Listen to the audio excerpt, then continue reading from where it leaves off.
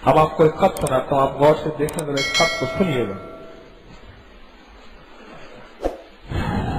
मेरे तीन बेटे, मेरा एक बेटा और 3 बेटी हैं। नाम ये हैं, बड़ी बेटी बेइंतहा जिद्दी, हट धर्म, खुद सर, नाफरमान, जुबान दराज, पता नहीं क्या क्या है, माँ के बहुत खिलाफ है, माँ बाप को हमेशा गलत समझती है, जो भी बात समझाएं, चीज से मना करें वो जरूर करती है, घर से बेइंतहा बागी, हर वक्त गालम गलोच, लड़ना मरना, हर किसी से, छोटे बहन भाइयों को बिला वजह मारना, घर में टेंशन, लड़ाई फैलाना, माँ बाप के खिलाफ बोलना, बोझ कीना रखना, छोटे बहन भाइयों को भी वही सिखाना, खानदान में हर जगह जाकर माँ बाप के खिलाफ बोलना, गलत हरकतें करना, दुश्मनों को दोस्त समझना, गलत लोगों से मेल जोल मिलाप रखना, हर वक्त फोन पर लड़कों से बातें करना, गलत और नाजायज किस्म की गुफ्तगू करना, माँ बाप के मना करने तो उनको धमकियां देना, तरीके तरीकों से माँ बाप को ब्लैकमेल करना, पढ़ाई से ध्यान हटाया, हर वक्त फिल्मों ड्रामों की बातें करना। मैंने घर में केबल टीवी डिश सब हटाया हुआ है। लफ्ज समझ रहे हैं क्या किया हुआ है? हटाया हुआ है, यानी पहले हाँ। उसके बाद जो मुझे धमकियां देनी है, सब चीजें लगवाओ वरना मैं यूं कर दूंगी, यूं कर दूंगी। घर से भाग गई थी, वो तो किस्मत अच्छी थी, हम 3-4 घंटों में भाग दौड़ कर उसको वापस ले आए, उसकी इज्जत महफूज रहेगी। वरना कहती थी मैं फिल्मों और ड्रामों में काम करूंगी, अपनी मर्जी की मालिक खुद हूँ, जिंदगी में जैसे मर्जी गुजारूं, आप कौन होते हैं मुझे रोक टोक करने वाले हैं। अब मैं 18 साल की हो गई हूँ, जो चाहे कर सकती हूँ, जहाँ चाहे जिस जगह चाहे जा सकती हूँ। उसकी देखा देखी में दूसरे बच्चे भी बेइंतहा खुदसर, जिद्दी, नाशुक्रे, हर धर्म हो गए हैं। माँ को माँ नहीं समझती, बाज़ औक़ात माँ को माँ नहीं समझती, बाज़ औक़ात इस घर में नौकरानी से भी ज्यादा माँ को अहमियत देती है। हर वक्त बाहर से गंदी चीजें मंगवा कर खाती है, बल्कि सब बच्चों को खिलाती है। और ये आदत मेरे शोहर ने डाली हुई है। मना करो तो मना नहीं होते, बाज नहीं आते। अपने घर की जरा सी बात लोगों को जाकर बताना, मेरी गैर मौजूदगी में गलत हरकतें करना, छोटे बहन भाइयों पर इसको लगाना, टीवी देखना, USB पर गंदी फिल्में लोड करके देखना, हर वक्त खाते पीते रहना, गैर लड़कों से इंतहाई गलीज गंदी बातें करना। मैं चाहती हूँ मेरे 4 बच्चे दिल का सुकून, आंखों की ठंडक और राहत बन जाए, उनका नाशुक्रापन खत्म हो जाए, उनके अंदर सब्र तैनात आ जाए, पढ़ाई में दिल लगाएं, पढ़कर काबिल बने, अपने पैरों पर खड़े हों, माँ बाप को कुछ सुकून पहुंचे। दूसरी और तीसरी बेटी का मैं स्कूल बदलवाना चाहती हूँ, लेकिन मेरे शोहर इस पर राजी नहीं। उनका ये स्कूल बहुत गंदा, अजीब व गरीब गंदी चीजें उस पर सिखाते हैं। और मेरा बेटा, उसको मैंने कुरान हिफ्ज पे लगाया, वो कुरान हिफ्ज न कर सका। अब दिल बहुत उचाट हो गया और वो जाता नहीं और मेरा कहना नहीं मानता, लड़ाई झगड़ा फसाद बहुत करता है और अपनी बड़ी बहन को देखा देखी में मुझ पर हाथ उठाता है, हालांकि उसकी उम्र 12 साल है। मैं चाहती हूँ वो काबिल बने। मेरे शोहर मुझसे हमेशा लड़ते हैं, मुझे अपना और अपने बच्चों का दुश्मन समझते हैं। हर चीज हर बात में मेरे इख्तलाफ होते हैं, बच्चों के सामने, अपने घर वालों के सामने, खानदान के सामने मुझसे लड़ाइयां करते हैं, बेइज्जत करते हैं, गंदी गलत किस्म के इल्जाम लगाकर जलील करते हैं। सारी कमाई बहन भाइयों को और यारों पर लुटाते हैं, मुझे खर्चा नहीं देते, जलील करते हैं। अपने बहन भाइयों की एक आवाज पर हर चीज ले आते हैं।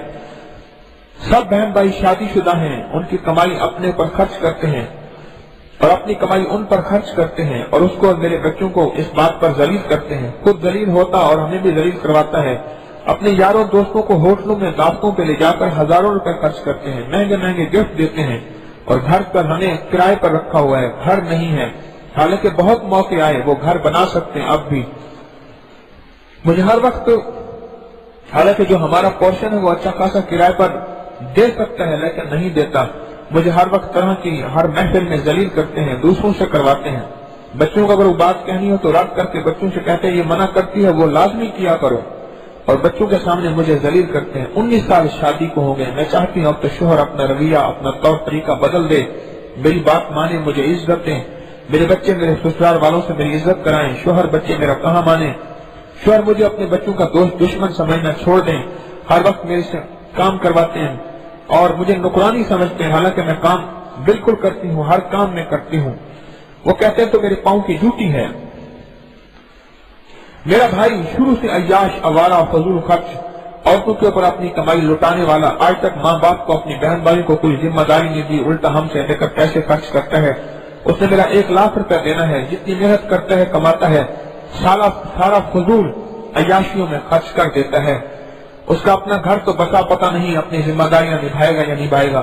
میں چاہتی ہوں کہ اپنی ساری فضول خرچیاں، عیاشیاں، وارگیاں، فضول حرکتیں چھوڑ کر اور اپنی ذمہ داریوں کو سمجھے، ایمانداری سے اپنا گھر بنائے، اپنی کسی بہن بھائی سے مل کر شکل دیکھ کر راضی نہیں، ہر وقت دوسروں کے لوگوں میں گھسے رہنا اور بہن بھائیوں کو ذلیل کرنا۔ ابھی کچھ خط میں نے چھوڑ دیا۔ سچ بتائیں، جس گھر میں یہ بے چینی ہو، جس گھر کے اندر دن رات کی یہ کیفیت ہو، وہاں سکون ہوگا؟ بولے۔ اور آپ ذرا ٹھنڈے دل سے ایک بات سوچیں، کیا یہ ایک گھر کی اس وقت حالت ہے؟ کوئی خوش قسمت گھر ہوگا۔ میری ریسرچ میں، میری تحقیق میں کوئی خوش قسمت گھر ہوگا جو گھر ان کیفیتوں کے ساتھ، ان حالتوں کے ساتھ، ان پریشانیوں کے ساتھ بچا ہوا ہوگا۔ آج میں اس گھر کے اس حال کا آپ کو ایک علاج بتاتا ہوں، ایک حل بتاتا ہوں۔ ہاں، اب بھی رب کی کلام میں تاثیر ہے یا نہیں ہے؟ اللہ ہے، اور اپنی بھرپور طاقتوں کے ساتھ، بھرپور قوتوں کے ساتھ، اور بھرپور قدرت کے ساتھ، اور بھرپور اپنے اقتدار کے ساتھ اور اپنے امر کے ساتھ ہے۔ اگر ہے تو اللہ ایک پل میں چاہے اس گھر کو چین، اس گھر کو سکون اور اس گھر کو راحت دے سکتا ہے۔ ایک پل میں میرا رب دے سکتا ہے۔ نہیں دے سکتا؟ اللہ دے سکتا ہے۔ ایک پل کے اندر گھر کو راحت بھی دے، گھر کو سکون بھی دے، گھر کو چین بھی دے اور اللہ دے سکتا ہے۔ اور یہ اس وقت ہوگا جب ہمارا رجوع اللہ کی طرف ہوگا، اور کچھ کلمات میں بتاتا ہوں، اس پہ اگر تھوڑی سی بھی توجہ ہو گئی، کام بن گیا۔ گھروں کے اندر سکون، چین ختم ہو گیا، ایک دوسرے کی عزت، احترام، وقار ختم ہو گیا، اور زندگی کی چاہتوں کو ہر بندہ اپنی زندگی پہ لگ گیا۔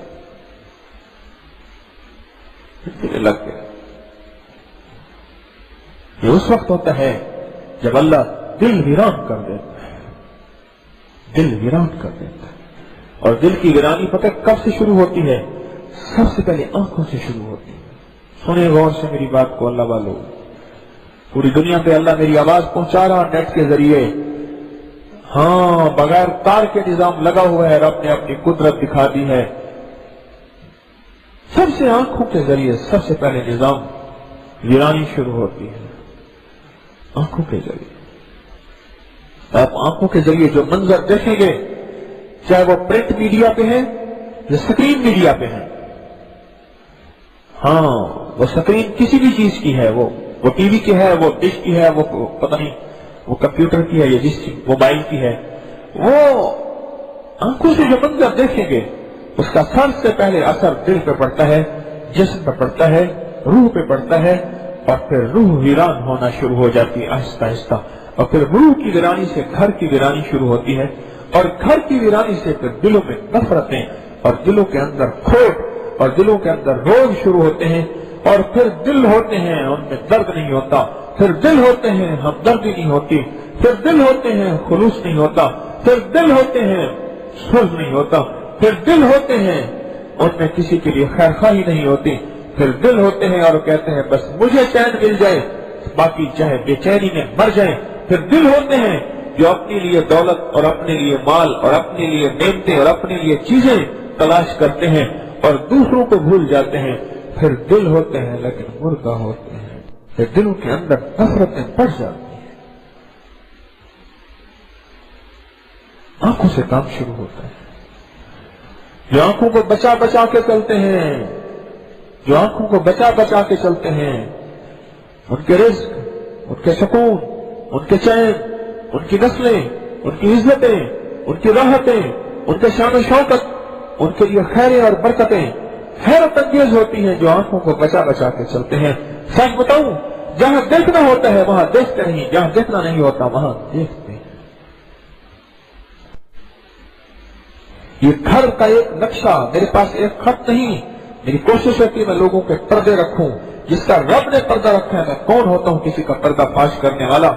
یہ ایک کہانی نہیں، میں نے کسی کا علاقہ، نام، جگہ کچھ نہیں بتایا، اور نام کو اس میں سے بہت سی چیزیں میں چھوڑتا چلا گیا، خط کو میں نے شارٹ مختصر کیا۔ یہ کیوں ہوا اور یہ کس لیے ہوا، یہ کیسے ہوا، اس کا حل کیا ہے؟ آج آپ کے پاس اس کا حل ہے انشاءاللہ، آج آپ کے پاس اس کا حل ہے، اور بہترین حل ہے کہ گھروں میں چین، گھروں میں سکون، گھروں میں لطف، اور گھروں میں مہربانی، اور آپس میں پیار اور محبت ایسی باد صبا کی طرح، بہار کی طرح گھروں میں آئے۔ اس کے لیے میں نے دو چیزیں عرض کی ہیں آج۔ پہلی ابتدا کہاں سے ہوتی ہے؟ آنکھوں سے، اور انتہا کہاں سے ہوتی ہے؟ نفس نفسی پہ۔ آنکھوں سے چل کے نفس نفسی پہ آ کے بندہ بکھر جاتا ہے، اس کا شرازہ بھی، اس کا گھر بھی، اس کا گھر بھی، اس کا رزق بھی، اس کی صحت بھی، اس کا خاندانی نظام بھی، سب کچھ بکھر جاتا ہے۔ نفس نفسی، ماں کو اپنی پڑی ہے، بیٹی کو اپنی پڑی ہے، بیٹے کو اپنی پڑی ہے، باپ کو اپنی پڑی ہے، نفس نفسی پڑ گیا۔ یہ اس وقت ہوگا جب ہمارے مزاج میں امت کا مزاج آئے گا، امت کا مزاج، اپنی ذات کو لے کے جتنا عرصہ چلتے رہیں گے۔ یہ جو دعا میں آج آپ کو دے رہا ہوں، اس کی میں آپ کو اجازت بھی دیتا ہوں، یہ جو دعا دے رہا ہوں، یہ دعا ایسی اہم، ایسی عام نہیں ہے، ایسی عام نہیں ہے۔ اس دعا کا واقعہ سنیں آپ ذرا، اور آپ سنیں اور آپ کی عقل دنگ رہ جائے، سنیں ذرا غور سے، میں سنواتا ہوں آپ کو۔ امام جلیل یمنی یافی رحم اللہ سے منقول ہے کہ بعض صالحین سے مروی ہے کہ فرماتے ہم چند رفقا مل کر کوہ لبنان پر گئے تاکہ وہاں کے رہنے والے عابدوں، زاہدوں اور ابدالوں میں سے کسی سے ملاقات کریں۔ ہم 3 دن تک مسلسل چلتے رہے، یہاں تک کہ چلتے چلتے میرے پاؤں میں چوٹ آ گئی، اور جس کی وجہ سے چلنے سے میں معذور ہو گیا۔ میں بلند پہاڑی پر اس جگہ بیٹھ گیا اور میرے ساتھی یہ کہہ کر کہ تم یہاں آرام کرو، ہم اطراف میں گھوم پھر کر آ جائیں گے۔ وہ دونوں چلے گئے اور میں اکیلا بیٹھا رہا، اور وہ شام تک نہ آئے، یہاں تک کہ رات ہو گئی مگر وہ نہ آئے۔ میں اکیلا پہاڑی اور بیابان میں درد سے تڑپتا رہا۔ دوسرے روز میں نے وضو کیا کے لیے پانی تلاش کیا تو پہاڑی کے نیچے پانی کا ایک چشمہ نظر آیا، وہاں وضو کر کے میں نماز کے لیے کھڑا ہو گیا۔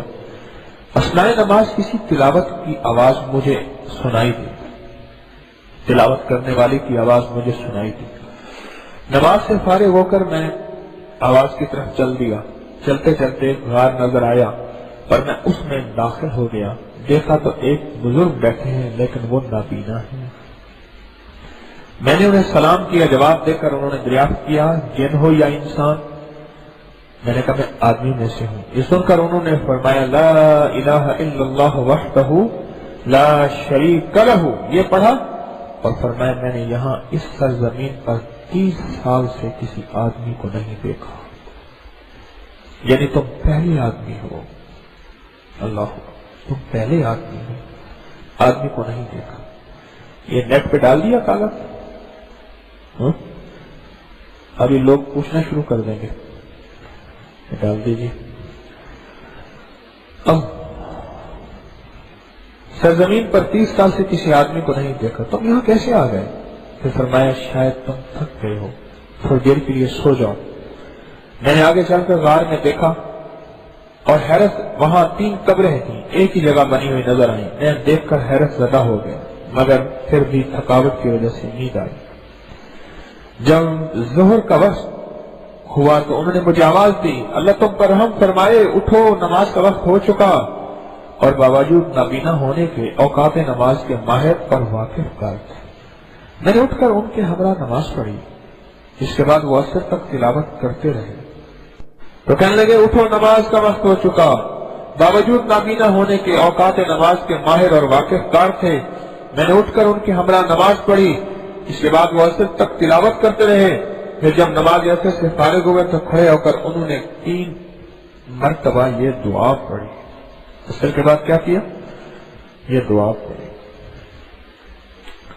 جو آگے شیخ عارف شاذلی محدث ابو نعیم اصفہانی رحم اللہ کے تذکرے کے ساتھ لکھی گئی. پھر جب ہم مغرب کی نماز سے فارغ ہوئے تو میں نے ان سے دریافت کیا، یا شیخ آپ کو امت کی مغفرت والی یہ دعا کس نے سکھائی اور کہاں سے حاصل کی؟ کس نے سکھائی اور کہاں سے حاصل کی؟ یہ سن کر نابینا بزرگ نے یوں فرمایا، جو شخص اس دعا کو روزانہ دن میں صرف 3 مرتبہ پڑھ لیا یعنی مانگا کرے تو اللہ اس کو ابدالوں میں داخل کر دیتے ہیں. ابدال یعنی وہ لوگ جو اللہ کے خاصوں نے خاص ہیں، اور ابدال وہ ہوتے ہیں جو ولیوں کے سردار ہوتے ہیں. ابدال وہ ہوتے ہیں جو کتبوں کے سردار ہوتے ہیں. ابدال وہ ہوتے ہیں جو غوثوں کے سردار ہوتے ہیں. ابدال وہ ہوتے ہیں جو قلندروں کے سردار ہوتے ہیں. ابدال وہ ہوتے ہیں جو فقیروں کے بھی سردار ہوتے ہیں. اور ابدال وہ ہوتے ہیں جو ولیوں کے، اولیاء کے، صالحین کے بھی سردار ہوتے ہیں. اور ابدال وہ ہوتے ہیں جو اللہ کے ان خاص بندوں میں سے ہوتے ہیں جن کے ذریعے اللہ نظام عالم چلواتا ہے. میں جو صبح اور شام اس دعا کو پڑھے گا اس کا نام اللہ پاک اس کو ابدالوں میں داخل فرمائے گا. پھر میں نے دریافت کیا، شیخ آپ کو دعا کس نے سکھائی؟ اتنا بتا دیں تو مہربانی ہوگی. جواب میں نابینا شیخ نے فرمایا، او اللہ کے بندے، ایک راز کی بات ہے، تم اس دعا کو کی حقیقت سننے کی کبھی تاب نہ لا سکو گے اور اس راز کو جاننے کا تحمل تمہارا دل نہیں کر سکتا. اتنا کہہ کر وہ خاموش ہو گئے. خیال کرنا کہ اللہ کے راز ہیں اور اللہ کے راز ہر بندے کا تحمل نہیں. جیسے میں نے ابھی حضرت ابو ہریرہ کی ایک حدیث سنائی کہ ایک وہ برتن ہے جو میں نے دے دیا اور ایک وہ ہے جو اگر تمہارے سامنے میں بتا دوں تو تم تاب بھی نہ لا سکو. وہ راز ہیں، راز ہیں، راز ہیں، وہ راز ہیں. ویسے بھی خاصا دی گل عامہ سامنے کرنی اچھی نہیں. جو خاصوں کی بات ہے عاموں کے سامنے ویسے ہی نہیں کرنی اچھی نہیں ہے. بڑوں نے یہ بات کہی ہے تو اس کا راز نہیں. آگے سنیں کیا عجیب بات کہی، تمہارا دل نہیں کر سکتا. اتنے کہہ کر وہ خاموش ہو گئے. اتنا واقعہ لکھنے کے بعد صاحب کتاب امام یافعی رحمۃ اللہ علیہ فرماتے ہیں، عارف باللہ شیخ امام ابو الحسن شاذلی اور دیگر اکابر اور عرفاء فرماتے ہیں، جو شخص ہر روز یہ دعا صبح و شام 3 مرتبہ پڑھے یعنی مانگے تو اس کا شمار اور نام ابرار لوگوں میں لکھا جائے گا. ابرار لوگوں میں. اس میں شیخ عبدالحق محدث دہلوی رحمۃ اللہ علیہ کا حوالہ ہے، مدارج النبوت جلد اول صفحہ نمبر 280 کا. اس کے علاوہ فقیہ شیخ ابو اللیث سمرقندی رحم اللہ فرماتے ہیں، جو شخص ہر نماز کے بعد ان کلمات دعائیوں کو پڑھے گا اس کا شمار ابدالوں میں ہوگا. اور نیز مشہور محدث علامہ ابو نعیم اصفہانی اپنی کتاب حلیت الاولیاء میں اس کے مقبول بارگاہ عزی میں اور حضرت شیخ معروف کرکی نے سے نقل ہے کہ جو شخص کم از کم اس کو 5-7 مرتبہ پڑھے گا اس کا نام ابدالوں میں لکھا جائے گا. اور اولیاء کاملین نے فرمایا یہ خصوصی طور پر رجال اللہ یعنی رجال غیب جو مخصوص گروہ اولیاء ہے کو حضرت خضر کی طرف سے راز دورانہ طور پر سکھائی گئی ہے. اللہ کے جو خاص بندے تھے ان کو حضرت خضر علیہ السلام کی طرف سے یہ راز دورانہ طور پر یہ دعا سکھائی گئی ہے اور اس کو دعا کو مانگتے رہنے والوں کے لیے قرب خداوندی اور رسول اللہ صلی اللہ تعالی علیہ وسلم کے منظور نظر ہونے کی بشارت ہے. مبارک ہو کہ مدینے والے کا جو شخص منظور نظر ہونا چاہتا ہے اس کے لیے یہ دعا بہت بڑی بشارت ہے اور بہت بڑی. اور یہ وظیفہ گھریلو الجھنوں، مشکلات اور ناممکن مسائل کا فوری حل ہے. کیوں؟ اس لیے جب اللہ کا منظور نظر بن گیا تو اللہ سے پھر جو چاہے منوا لے ہے، پھر سکھ لے لے، پھر اولاد لے لے، پھر گھر لے لے، پھر مشکلیں حل کرا لے، پریشانیاں دور کرا لے اور زندگی کی ناکامیاں دور کرا دے اور زندگی کی فتوحات اور برکتوں کے دروازے کھلوا دے اللہ سے جو کھلوا لے چاہے. کیوں نہیں؟ جب رب راضی تو سب راضی اور سب راضی اور رب راضی نہ تو سمجھ لے کوئی راضی بھی نہیں. یہ عجیب دعا ہے، عجیب دعا ہے، انوکھی دعا ہے اور اس دعا میں بڑی خیریں ہیں، برکتیں ہیں. मैंने तो इसके मैं आपको क्या बताऊं, मैंने ये बहुत अर्सा पहले सुनी थी और फिर इसको लफ्जों में पढ़ा। ये पूरा वाकया मुझे हवाले के तौर पर मिल गया, तो मैंने कहा इसको अब अल्लाह के बंदों को, अल्लाह के जो मेहमान हैं उन तक ये बात पहुंचा दो। अमानत थी ना, ये अमानत ना रहे। इस दुआ को पढ़ा करें अपनी मुश्किलात के लिए, घरेलू उलझनों के लिए। अल्लाह का दोस्त सबसे पहले अल्लाह की रजा के लिए पढ़ा करें। जिसको मैं एक बात आज करता हूं कि कोई अक्लमंद होगा जो गाय और भैंस लेने जाए और भैंस लेने के लिए कहे कि मुझे इसलिए भैंस दो कि इसके गोबर लेके मैं, आजकल गैस शॉर्ट है और लकड़ियां महंगी हैं, कोई नहीं, बल्कि भैंस तो हमेशा दूध के लिए ली जाती है और गोबर तो मुफ्त में मिल ही जाता है। इस दुआ को सबसे पहले अल्लाह के लिए पढ़ना है। इलाही कोई तुझसे क्या, कोई क्या मांगता है, इलाही मैं तुझसे तुझे मांगता हूं, इलाही मैं तुझसे तुझे मांगता हूं। सबसे पहले अल्लाह के लिए पढ़नी है, अल्लाह के लिए। अल्लाह तू मिल जाओ, तेरी रजा मिल जाए और तेरा ताल्लुक मिल जाए, अल्लाह तेरी मोहब्बत मिल जाए और अल्लाह मेरा शुमार तेरे दोस्तों में शामिल हो जाऊं और मेरा शुमार उन्हीं में हो जाए। अल्लाह के लिए पढ़नी है, अल्लाह के लिए। किसके लिए? किसके लिए? अल्लाह के लिए पढ़नी है। और जो अल्लाह के लिए पढ़ता है ना, अल्लाह खुश होता है। देखो इसके दिल में भूख भी है, चाहत भी है, औलाद भी है, बेटी भी है, गम भी है, फिक्र भी है, सारे इसके दिल में जज्बे हैं। सारे जज्बों को छोड़ के सिर्फ मेरे लिए, मुझे चाह रहा, मुझे चाह रहा।